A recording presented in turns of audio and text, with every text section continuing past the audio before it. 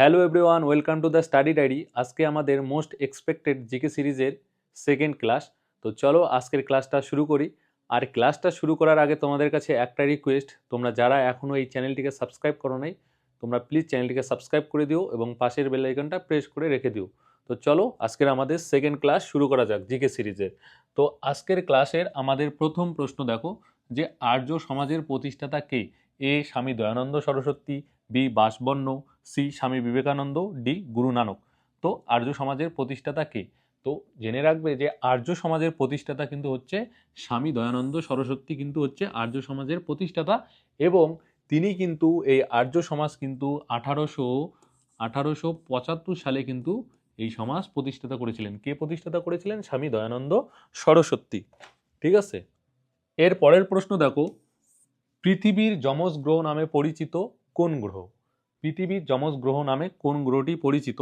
এ বৃহস্পতি, বি শনি, সি শুক্র, ডি মঙ্গল। তো পৃথিবীর যমজ গ্রহ নামে পরিচিত কিন্তু শুক্র গ্রহটি কিন্তু পৃথিবীর যমজ গ্রহ নামে পরিচিত। ঠিক আছে, তোমরা জেনে রাখবে এই প্রশ্নটা কিন্তু বিভিন্ন পরীক্ষায় বারবার আসে যে পৃথিবীর যমজ গ্রহ কোন গ্রহকে বলা হয়। এর পরের প্রশ্ন দেখো, আরাবল্লী পর্বতমালার উচ্চতম শৃঙ্গ কোনটি? এ দোতাবেতা, বি গোর্খাবুরু, সি গুরুশিখর, ডি পাসমারি। ঠিক আছে, আরাবল্লী পর্বতের সর্বোচ্চ শৃঙ্গ কোনটি? তো জেনে রাখবে যে আরাবল্লী পর্বতের কিন্তু সর্বোচ্চ শৃঙ্গ হচ্ছে গুরুশিখর। গুরুশিখর কিন্তু হচ্ছে আরাবল্লী পর্বতের সর্বোচ্চ শৃঙ্গ। এবং এখান থেকে তোমরা জেনে রাখবে এই যে দোতাবেতা, এই দোতাবেতা কিন্তু হচ্ছে নীলগিরি পর্বতের সর্বোচ্চ শৃঙ্গ।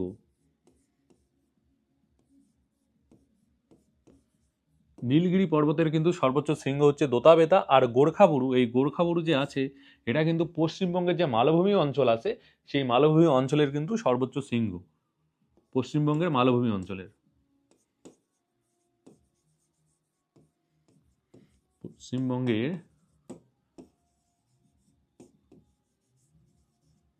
মালভূমি অঞ্চলের কিন্তু সর্বোচ্চ শৃঙ্গ হচ্ছে এই গোর্খাবুরু। আর পশ্চিমবঙ্গের সর্বোচ্চ শৃঙ্গ কোনটি? তোমরা কমেন্ট করে কিন্তু অবশ্যই জানাবে যে পশ্চিমবঙ্গের সর্বোচ্চ শৃঙ্গ কোনটি। আর পশ্চিমবঙ্গের কিন্তু মালভূমি অঞ্চলের সর্বোচ্চ শৃঙ্গ কিন্তু হচ্ছে গোর্খাবুরু। এর পরের প্রশ্ন দেখো, অলিম্পিকে ব্যক্তিগত পদক জয়ী প্রথম ভারতীয় কে? অর্থাৎ অলিম্পিকে কে প্রথম পদক জয় করেছিলেন? এ মিল্খা সিং, বি কর্ণব মল্লেশ্বরী, তারপরে হচ্ছে পিটি ঊষা, তারপরে হচ্ছে কেডি যাদব। তো তোমরা জেনে রাখবে যে অলিম্পিকে মানে হচ্ছে স্বাধীনতার পর ভারতে প্রথম অলিম্পিকে কিন্তু ব্যক্তিগত পদক কিন্তু জয় করেছিল কেডি যাদব। আর এই কেডি যাদবের ফুল নাম কি? খাসাবা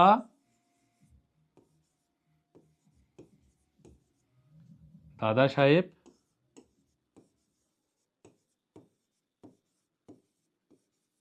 খাসাবা দাদা সাহেব যাদব। কিন্তু এই কেডি যাদবের ফুল নাম কিন্তু হচ্ছে খাসাবা দাদা সাহেব যাদব। ঠিক আছে, এই কেডি যাদব কিন্তু অলিম্পিকে ব্যক্তিগত পদক জয়ী প্রথম ভারতীয়। ঠিক আছে, এবং কত সালে তিনি পদক জয় করেছিলেন? তো জেনে রাখবে তিনি কিন্তু 1952 সালের যে সামার অলিম্পিক আছে, অর্থাৎ গ্রীষ্মকালীন যে অলিম্পিক আছে, সেই অলিম্পিকে কিন্তু তিনি প্রথম ভারতীয় হিসেবে কিন্তু পদক জয়লাভ করেছিলেন। ঠিক আছে, আর এইখান থেকে জেনে রাখবে যে পিটি ঊষা, এই পিটি ঊষাকে কিন্তু গোল্ডেন গার্ল বলা হয়। কি বলা হয়? গোল্ডেন গার্ল বলা হয়। ঠিক আছে, আর কর্ণব মল্লেশ্বরীকে, এই কর্ণব মল্লেশ্বরী কিন্তু হচ্ছে মহিলাদের মধ্যে ভারতের প্রথম মহিলা যিনি অলিম্পিকে কিন্তু পদক জয় লাভ করেছিলেন। ঠিক আছে, এই জিনিসটা কিন্তু জেনে রাখবে। এখানে আমি লিখে দিচ্ছি যে প্রথম মহিলা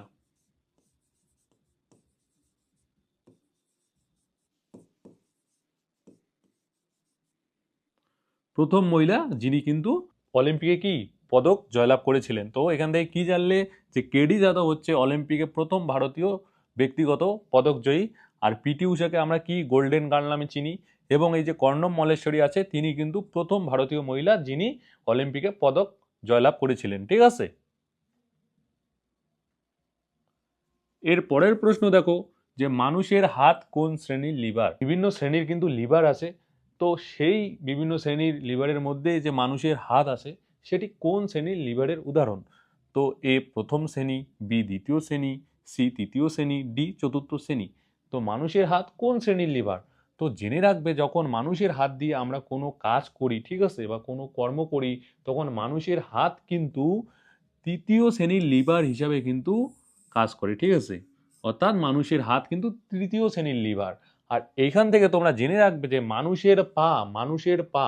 মানুষের পা কিন্তু হচ্ছে দ্বিতীয় শ্রেণীর লিভার হিসেবে কাজ করে, অথবা দ্বিতীয় শ্রেণীর লিভারের উদাহরণ কিন্তু হচ্ছে মানুষের পা। এর পরের প্রশ্ন দেখো, 2011 সালের জনগণনা অনুসারে কোন রাজ্যের সাক্ষরতার হার সর্বোচ্চ?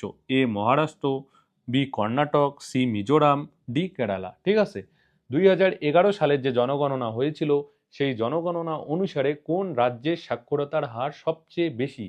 তো আশা করি এটা তোমরা সকলেই জানো যে 2011 সালের জনগণনা অনুসারে কিন্তু ভারতের মধ্যে সব থেকে যেই রাজ্যের সাক্ষরতার হার বেশি সেটা কিন্তু হচ্ছে কেরালা। এই কেরালা রাজ্যের সাক্ষরতার হার কিন্তু সবচেয়ে বেশি। তো প্রায় এই কেরালা রাজ্যের কিন্তু সাক্ষরতার হার হচ্ছে 94%, সেটা হচ্ছে 2011 সালের জনগণনা অনুসারে। আর সব থেকে কম আমরা যদি বলি যে 2011 সালের জনগণনা অনুসারে সবচেয়ে কম কোন রাজ্যের সাক্ষরতার হার, সেটা কিন্তু হয়ে যাবে বিহার। বিহার রাজ্যের কিন্তু সাক্ষরতার হার সবচেয়ে কম 2011 সালের জনগণনা অনুসারে। তো এই জিনিসটা তোমরা জেনে রাখবে, এইটা হচ্ছে মিনিমাম।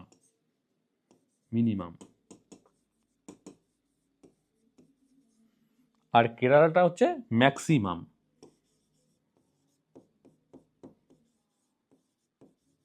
ঠিক আছে, এর পরের প্রশ্ন দেখো, স্বাধীন ভারতের প্রথম ও শেষ ভারতীয় গভর্নর জেনারেল কে ছিলেন? স্বাধীন ভারতের প্রথম এবং শেষ ভারতীয় গভর্নর জেনারেল কে ছিলেন? A lord Canning, D lord Mountbatten, C Chakravarti Rajagopalachari, D lord Warren Hastings. তো তোমরা সকলেই জানো যে স্বাধীন ভারতের প্রথম এবং শেষ ভারতীয় গভর্নর জেনারেল কিন্তু ছিলেন চক্রবর্তী রাজাগোপালাচারী। তিনি কিন্তু স্বাধীন ভারতের প্রথম এবং শেষ ভারতীয় কিন্তু কি গভর্নর জেনারেল ছিলেন। ঠিক আছে, এর পরের প্রশ্ন দেখো, এই প্রশ্নটা কিন্তু তোমাদের যে আপকামিং পরীক্ষা আছে তার জন্য কিন্তু খুবই গুরুত্বপূর্ণ একটা প্রশ্ন। তোমাদের যে পরীক্ষাগুলো হতে চলেছে কোনো না কোনো পরীক্ষায় কিন্তু এই প্রশ্নটা তোমরা কিন্তু দেখতে পাবে। ঠিক আছে, তো কি বলেছে, ইসরো এর নতুন চেয়ারম্যান হিসেবে কে নিযুক্ত হয়েছেন? অর্থাৎ আমাদের যে ইন্ডিয়ান স্পেস রিসার্চ অর্গানাইজেশন আছে তার নতুন চেয়ারম্যান হিসেবে কে নিযুক্ত হয়েছেন? তো option A MGK Menon, option B V Narayanan, ঠিক আছে, তারপরে option C S Somanath, option D K Sivan. তো ইসরোর নতুন চেয়ারম্যান হিসেবে কে নিযুক্ত হয়েছেন? তো জেনে রাখবে যে ইসরোর নতুন চেয়ারম্যান হিসেবে কিন্তু ভি নারায়ণন কিন্তু নিযুক্ত হয়েছেন। তিনি কিন্তু এখন ইসরোর নতুন চেয়ারম্যান। আর এর আগে ইসরোর কে চেয়ারম্যান ছিলেন? তো এর আগে কিন্তু হচ্ছে এস সোমনাথ কিন্তু ইসরোর চেয়ারম্যান ছিলেন। ঠিক আছে, এর পরের প্রশ্ন দেখো, হেমাটাইট কোন খনিজ পদার্থের একটি নাম? অ্যাকচুয়ালি প্রশ্নটা হবে এইটা একটু, এর পরের প্রশ্ন দেখো, হেমাটাইট কোন খনিজ পদার্থের একটি নাম? এই প্রশ্নটা কিন্তু প্রিভিয়াস ইয়ারের কিন্তু প্রশ্ন, কেপি কনস্টেবল পরীক্ষার কিন্তু প্রিলিমসের প্রশ্ন। তো হেমাটাইট কোন খনিজ পদার্থের একটি নাম? অ্যাকচুয়ালি হেমাটাইট কোন খনিজ পদার্থের একটি আকরিক, এটাই কিন্তু আমাদের কাছ থেকে জানতে চেয়েছে। তো এ হচ্ছে কয়লা, বি বক্সাইট, সি আকরিক লোহা, ডি হচ্ছে তামা। তো জেনে রাখবে যে হেমাটাইট কিন্তু হচ্ছে আকরিক লোহা, অর্থাৎ লোহার কিন্তু একটা আকরিক। ঠিক আছে, হেমাটাইট হচ্ছে লোহার একটা আকরিক। এর পরের প্রশ্ন দেখো, কোন সংশোধনী আইনে ভোটদানের বয়স 21 থেকে কমিয়ে 18 বছর করা হয়েছে? অর্থাৎ কোন সংবিধান সংশোধনীতে আগে ভোটদানের বয়স কত ছিল, অর্থাৎ ভোটারদের বয়স কিন্তু 21 হতে হতো ভোট দেওয়ার জন্য, আর এখন কিন্তু 18 বছর হলেই কিন্তু ভোট দেওয়া যায়। তো এই যে 21 থেকে যে 18 বছর যে এখন ভোটদানের বয়স করা হয়েছে, এইটা কোন সংবিধান সংশোধনীতে হয়েছে এটাই কিন্তু জানতে চেয়েছে। এ 61তম, বি 54তম, সি 36তম, ডি 22তম। তো জেনে রাখবে 61তম সংবিধান সংশোধনীতে কিন্তু যে ভোটারদের বয়স সেটা কিন্তু 21 বছর থেকে কমিয়ে কিন্তু 18 বছর করা হয়েছিল। এই প্রশ্নটাও কিন্তু খুবই গুরুত্বপূর্ণ একটা প্রশ্ন। ঠিক আছে, এর পরের প্রশ্ন দেখো, দাগ ও হুলিয়া ব্যবস্থা কে প্রবর্তন করেন? ঠিক আছে, A Alauddin Khalji, B Firoz Shah Tughlaq, C Jalaluddin Khalji, D Ghiyasuddin Tughlaq.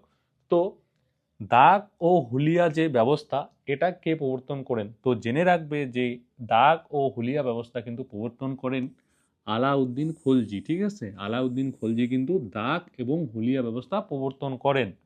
এর পরের প্রশ্ন দেখো, সর্দার সরোবর বাঁধ নিচের কোন নদীর উপর অবস্থিত? A Ganga, B Kosi, C Narmada, D Godavari. তো এই প্রশ্নটা যে আসে, এই প্রশ্নটা কিন্তু যে মিসলিনিয়াস পরীক্ষার যে প্রিলিমস পরীক্ষা হয়ে গেছে সেই পরীক্ষায় কিন্তু এসেছে। ঠিক আছে, এসেছিল, এবং যে পিএসসি যে তার যে অ্যান্সার কি প্রকাশ করেছিল তাতে কিন্তু এই প্রশ্নের উত্তর হিসেবে তারা কিন্তু দিয়েছিল যে তোর্ষা নদীর উপর অবস্থিত। ঠিক আছে, তো জেনে রাখবে এটা কিন্তু একদম ভুল, তোর্ষা নদীর উপর কিন্তু আর সর্দার সরোবর বাঁধ কিন্তু অবস্থিত নয়। তো সর্দার সরোবর বাঁধ কিন্তু হচ্ছে নর্মদা নদীর উপর অবস্থিত, এবং এটা কোথায়? এটা কিন্তু গুজরাটে। ঠিক আছে, এর পরের প্রশ্ন দেখো, পম্পাস তৃণভূমি নিম্নলিখিত কোন মহাদেশে অবস্থিত? অর্থাৎ পম্পাস তৃণভূমি যে আছে, এই পম্পাস তৃণভূমি কোন মহাদেশে দেখতে পাওয়া যায়? এ দক্ষিণ আমেরিকা, বি উত্তর America, C Africa, D Asia. এই প্রশ্নটাও কিন্তু বিগত বছরের কিন্তু প্রশ্ন, বিভিন্ন পরীক্ষায় কিন্তু বারবার এসেছে। ঠিক আছে, গুরুত্বপূর্ণ কিন্তু একটা প্রশ্ন, এই প্রশ্নটা কিন্তু আবারও পরীক্ষায় আসার কিন্তু খুব চান্স আছে। তো জেনে রাখবে যে পম্পাস তৃণভূমি কিন্তু দক্ষিণ আমেরিকায় কিন্তু দেখা যায়, দক্ষিণ আমেরিকায় কিন্তু পম্পাস তৃণভূমি দেখা যায়। এর পরের প্রশ্ন দেখো, 1928 সালের বরদৌলি সত্যাগ্রহ আন্দোলনের নেতা কে ছিলেন?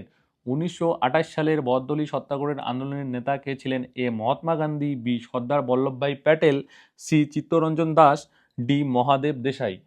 তো জেনে রাখবে যে 1928 সালের যে বরদৌলি সত্যাগ্রহ আন্দোলন ছিল, সেই বরদৌলি সত্যাগ্রহ আন্দোলনের কিন্তু নেতা ছিলেন সর্দার বল্লভভাই প্যাটেল। আর এই প্রশ্নটাও যে কতবার বিভিন্ন পরীক্ষায় জানতে চাওয়া হয়েছে, সে তুমি প্রিলিমস বলো আর মেইনস বলো, বিভিন্ন পরীক্ষায় কিন্তু এই প্রশ্নটা বারবার জানতে চাওয়া হয়েছে। ঠিক আছে, এর পরের প্রশ্ন দেখো, আগা খান কাপ নিচের কোন খেলার সাথে যুক্ত?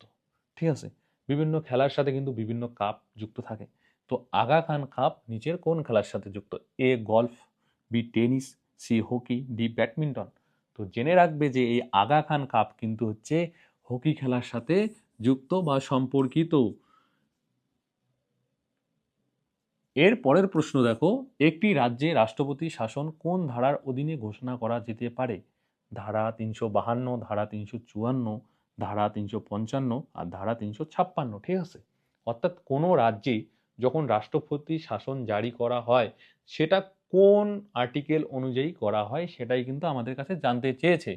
তো জেনে রাখবে যে কোনো রাজ্যে, ঠিক আছে, যখন রাষ্ট্রপতি শাসন জারি করা হয় সেটা কিন্তু আর্টিকেল 356 অনুযায়ী কিন্তু রাষ্ট্রপতি শাসন কোনো রাজ্যে জারি করা হয়, এই জিনিসটা জেনে রাখবে। এর পরের প্রশ্ন দেখো, ভারতের কোন মৃত্তিকা কার্পাস চাষের পক্ষে আদর্শ? অর্থাৎ কোন মাটিতে কার্পাস চাষ সবচেয়ে ভালো হয়? এ কৃষ্ণ মৃত্তিকা, বি ল্যাটেরাইট মৃত্তিকা, সি পলি মাটি, ডি পার্বত্য মৃত্তিকা। ঠিক আছে, তো কার্পাস চাষের জন্য কিন্তু আদর্শ মাটি হচ্ছে কৃষ্ণ মৃত্তিকা। ঠিক আছে, এই কৃষ্ণ মৃত্তিকাকে কি বলা হয়? এই কৃষ্ণ মৃত্তিকার কিন্তু আর একটা নাম আছে, তোমরা জেনে রাখবে। এই কৃষ্ণ মৃত্তিকাকে কিন্তু রেগুড় বলা হয়। ঠিক আছে, আর এই রেগুড় মৃত্তিকায় কিন্তু কার্পাস চাষ সবচেয়ে ভালো হয়, তার জন্য কিন্তু এই কৃষ্ণ মৃত্তিকাকে কিন্তু কার্পাস চাষের আদর্শ মৃত্তিকা বা মাটি বলা হয়। এর পরের প্রশ্ন দেখো, বন্দিপুর জাতীয় উদ্যানটি ভারতের নিম্নলিখিত কোন রাজ্যে অবস্থিত? ঠিক আছে, A Karnataka, B Tamil Nadu, C Orissa, D Chhattisgarh. তো জেনে রাখবে যে বন্দিপুর জাতীয় উদ্যানটি যে আছে, এই উদ্যানটি কিন্তু ন্যাশনাল পার্কটি কিন্তু কর্ণাটক রাজ্যে কিন্তু অবস্থিত। ঠিক আছে, কর্ণাটক রাজ্যে কিন্তু আরও অন্যান্য কিন্তু ন্যাশনাল পার্ক আছে। ঠিক আছে, এইবার বাকি যে পার্কগুলো আছে কর্ণাটকের ন্যাশনাল পার্ক, সেগুলো কিন্তু আমরা পরবর্তী ক্লাসে করতে করতে কিন্তু এক এক করে জানবো। ঠিক আছে, তো বন্দিপুর জাতীয় উদ্যান হচ্ছে কর্ণাটক রাজ্যে কিন্তু অবস্থিত। এরপরের প্রশ্ন দেখো, শান্তি স্বরূপ ভাটনগর পুরস্কার কিসের জন্য প্রদান করা হয়? এ সাংবাদিকতা, বি সঙ্গীত, সি বিজ্ঞানে অসামান্য অবদান, ডি চলচ্চিত্র পরিচালনায় শ্রেষ্ঠত্ব। ঠিক আছে, তো জেনে রাখবে যে শান্তি স্বরূপ ভাটনগর পুরস্কার কিন্তু প্রদান করা হয় বিজ্ঞানে অসামান্য অবদানের জন্য। ঠিক আছে, অর্থাৎ বিজ্ঞানের ক্ষেত্রে কিন্তু এই শান্তি স্বরূপ ভাটনগর পুরস্কার কিন্তু প্রদান করা হয়। ঠিক আছে, এই জিনিসটা তোমরা জেনে রাখবে। আর এর পরের প্রশ্ন দেখো, রাজ্যপালকে কে নিয়োগ করেন? ঠিক আছে, বিভিন্ন যে ভারতের যে বিভিন্ন পদের ব্যক্তি আছে, কোন পদের ব্যক্তিকে কে নিয়োগ করে, এই ব্যাপারগুলো কিন্তু তোমাদের জানতে হবে। ঠিক আছে, রাষ্ট্রপতিকে কে নিয়োগ করে, সুপ্রিম কোর্টের যে প্রধান বিচারপতি থাকে তাকে কে নিয়োগ করে, ঠিক আছে, রাজ্যপালকে কে নিয়োগ করে, হাইকোর্টের প্রধান বিচারপতিকে কে নিয়োগ করে, এই জিনিসগুলো তোমাদের জানতে হবে। এবং কোন পদের জন্য ন্যূনতম বয়স কত হতে হবে এবং কত বছর বয়সে অবসর করতে হয়, এই জিনিসগুলো কিন্তু তোমাদের ভালো করে জানতে হবে। কেননা এই জিনিসগুলো থেকে কিন্তু পরীক্ষায় প্রশ্ন জানতে চাবে। ঠিক আছে, তো তোমরা আপাতত জানো যে রাজ্যপালকে কে নিয়োগ করে, বাকি জিনিসগুলো কিন্তু আমরা ক্লাস করতে করতে এক এক করে জানবো। ঠিক আছে, তো জেনে রাখবে যে রাজ্যপালকে কিন্তু নিয়োগ করে ভারতের রাষ্ট্রপতি। ঠিক আছে, রাষ্ট্রপতি কিন্তু কোনো রাজ্যে রাজ্যপালকে নিয়োগ করে। ঠিক আছে, এর পরের প্রশ্ন দেখো, নিচের কোনটি একটি ভেক্টর রাশি? এ বল, বি চাপ, সি শক্তি, ডি উষ্ণতা। ঠিক আছে, জেনে রাখবে ভৌত যে রাশিগুলো আছে না, ভৌত রাশিগুলোকে কিন্তু আমরা দুটি ভাগে ভাগ করি। কি কি ভাগে ভাগ করি? একটা হচ্ছে স্কেলার রাশি আর একটা হচ্ছে ভেক্টর রাশি। ঠিক আছে, স্কেলার আর ভেক্টর, এই দুই ভাগে কিন্তু আমরা ভৌত রাশিগুলিকে ভাগ করি। এবার স্কেলার রাশি আর ভেক্টর রাশি কোনগুলো? স্কেলার রাশি হচ্ছে যেই সমস্ত ভৌত রাশি শুধু মান আছে, নির্দিষ্ট কোনো দিক বা অভিমুখ নেই, তাদের কিন্তু আমরা স্কেলার রাশি বলি। আর ভেক্টর রাশি হচ্ছে সেই সমস্ত ভৌত রাশি যেই ভৌত রাশিগুলোর কিন্তু কি মানও আছে এবং নির্দিষ্ট একটা দিক বা অভিমুখও কিন্তু আছে। তো এখানকার মধ্যে ভেক্টর রাশি কোনটি? তো জেনে রাখবে কিন্তু এখানকার মধ্যে ভেক্টর রাশি কিন্তু হচ্ছে বল। কারণ বলের কিন্তু মান আছে এবং বল কিন্তু একটা নির্দিষ্ট দিকে বা নির্দিষ্ট অভিমুখে কিন্তু প্রয়োগ করা হয়। ঠিক আছে, বা প্রয়োগ হয়, এই কারণেই কিন্তু বল কিন্তু হচ্ছে ভেক্টর রাশি। অর্থাৎ বলের কিন্তু মান এবং দিক বা অভিমুখ দুটোই আছে। ঠিক আছে, এর পরের প্রশ্ন দেখো, নিচের কে ভারতের নেপোলিয়ন নামে পরিচিত ছিলেন? ঠিক আছে, এ চন্দ্রগুপ্ত মৌর্য, বি দ্বিতীয় চন্দ্রগুপ্ত, সি সমুদ্রগুপ্ত, ডি হর্ষবর্ধন। তো এদের মধ্যে কে ভারতের নেপোলিয়ন নামে কিন্তু পরিচিত? এইটা কিন্তু বিভিন্ন পরীক্ষায় তোমরা যদি প্রিভিয়াস ইয়ারের প্রশ্ন দেখো, বিভিন্ন পরীক্ষার ডাব্লিউবিপি বলো, কেপি বলো, ডাব্লিউবিসিএস পরীক্ষার কথা বলো, বিভিন্ন পরীক্ষায় কিন্তু এই প্রশ্নটা বারবার আমাদের কাছে জানতে চায়। তো জেনে রাখবে যে ভারতের নেপোলিয়ন নামে কিন্তু পরিচিত হচ্ছে সমুদ্রগুপ্ত। সমুদ্রগুপ্তকে কিন্তু ভারতের নেপোলিয়ন বলা হয়। ঠিক আছে, এর পরের প্রশ্ন দেখো, নিম্নলিখিত কোন মুঘল সম্রাটকে জিন্দাপীর বলা হয়? ঠিক আছে, এ হুমায়ুন, বি জাহাঙ্গীর, সি আকবর, ডি ঔরঙ্গজেব। তো এদের মধ্যে কাকে জিন্দাপীর বলা হয়, অর্থাৎ কার উপাধি জিন্দাপীর ছিল? ঠিক আছে, তিনি কিন্তু জিন্দাপীর নামেও পরিচিত ছিলেন। তো জেনে রাখবে যে জিন্দাপীর কিন্তু বলা হয় ঔরঙ্গজেবকে কিন্তু জিন্দাপীর বলা হয়। এই ঔরঙ্গজেব কিন্তু জিন্দাপীর নামেও কিন্তু পরিচিত ছিলেন। ঠিক আছে, সম্রাট ঔরঙ্গজেব, মুঘল সম্রাট। এর পরের প্রশ্ন দেখো, ষোড়শ মহাজনপদের মধ্যে দক্ষিণ ভারতে অবস্থিত মহাজনপদটির নাম কি? ঠিক আছে, তো তোমরা জানো যে আমাদের কিন্তু ষোড়শ মহাজনপদ আছে, অর্থাৎ 16টি মহাজনপদ আছে। আর তার মধ্যে কিন্তু একটি মাত্র মহাজনপদ কিন্তু দক্ষিণ ভারতে ছিল। ঠিক আছে, তো একটি মাত্র যে দক্ষিণ ভারতে মহাজনপদ ছিল সেই পদটির কিন্তু নাম আমাদের কাছ থেকে জানতে চেয়েছে। তো কি ষোড়শ মহাজনপদের মধ্যে কিন্তু একটি মাত্র পদ কিন্তু কি দক্ষিণ ভারতে ছিল। তো সেই পদটির নাম কিন্তু হচ্ছে অশমোক। অশমোক কিন্তু হচ্ছে দক্ষিণ ভারতের একমাত্র ষোড়শ মহাজনপদ। ঠিক আছে, এইটাও কিন্তু খুবই গুরুত্বপূর্ণ একটা প্রশ্ন। এর পরের প্রশ্ন এবং আজকে যে আমাদের মোস্ট এক্সপেক্টেড জিকে সিরিজের যে দ্বিতীয় ক্লাস, সেই ক্লাসের কিন্তু শেষ প্রশ্ন, যে ভারতের কোন রাজ্যে সর্বাধিক বনভূমি রয়েছে? ঠিক আছে, অর্থাৎ ভারতের কোন রাজ্যে সবচেয়ে বেশি বনভূমি রয়েছে? তো ভারতে সবচেয়ে বেশি বনভূমি রয়েছে A Kerala, B Madhya Pradesh, C Maharashtra, D Bihar. ঠিক আছে, তো তোমরা জেনে রাখবে যে ভারতের মধ্যে কিন্তু সবচেয়ে বেশি যদি কোনো রাজ্যে যদি বনভূমি থাকে সেটা কিন্তু হচ্ছে মধ্যপ্রদেশ। এই মধ্যপ্রদেশে কিন্তু ভারতের মধ্যে সবচেয়ে কিন্তু বেশি বনভূমি রয়েছে। ঠিক আছে, সর্বাধিক বনভূমি। আর একটা জিনিস তোমাদের এখান থেকে জানতে চায় যে ভারতের মধ্যে কোন রাজ্যের, ঠিক আছে, শতকরা বনভূমির ভাগ সবচেয়ে বেশি, অর্থাৎ পার্সেন্টেজের নিরিখে যদি হয় তাহলে কোন রাজ্যে বেশি? তো জেনে রাখবে যে মিজোরাম যে আছে না, এই মিজোরাম রাজ্যের কিন্তু বনভূমির পরিমাণ কিন্তু সবচেয়ে বেশি সেটা কি শতকরার হিসাবে, ঠিক আছে।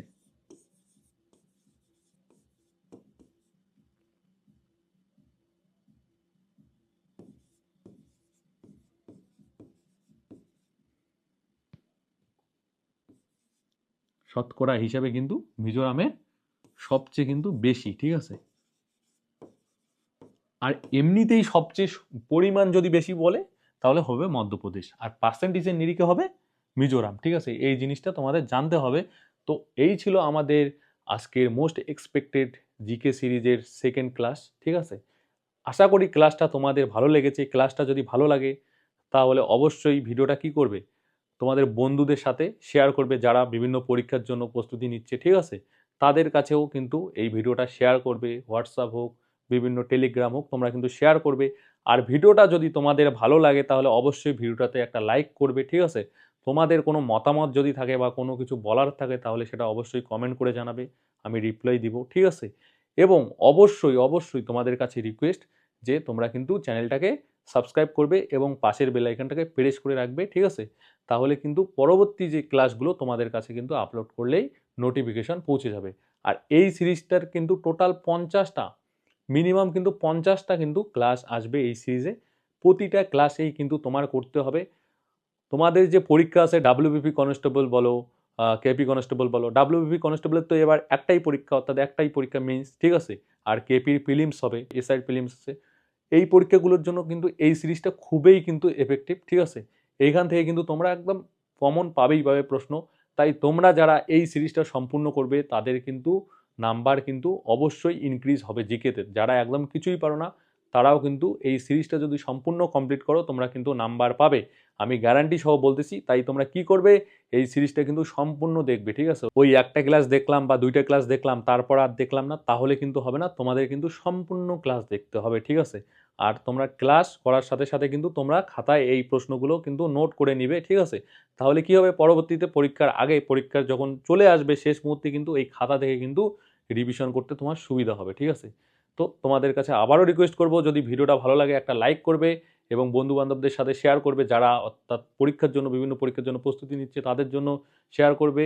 আর তোমাদের একটা জিনিস বলতে চাই যে এই সিরিজটা কিন্তু শুধু ডাব্লিউবিপি কেপি পরীক্ষার জন্য না, গ্রুপ ডি এবং পিএসসির যে অন্যান্য পরীক্ষাগুলো হবে সমস্ত পরীক্ষার জন্য কিন্তু গুরুত্বপূর্ণ। তাই কিন্তু তোমরা এই সিরিজটা অবশ্যই কিন্তু তোমরা কমপ্লিট করার চেষ্টা করবে। তো দেখা হচ্ছে পরবর্তী ক্লাসে, শেষ পর্যন্ত দেখার জন্য অনেক অনেক ধন্যবাদ।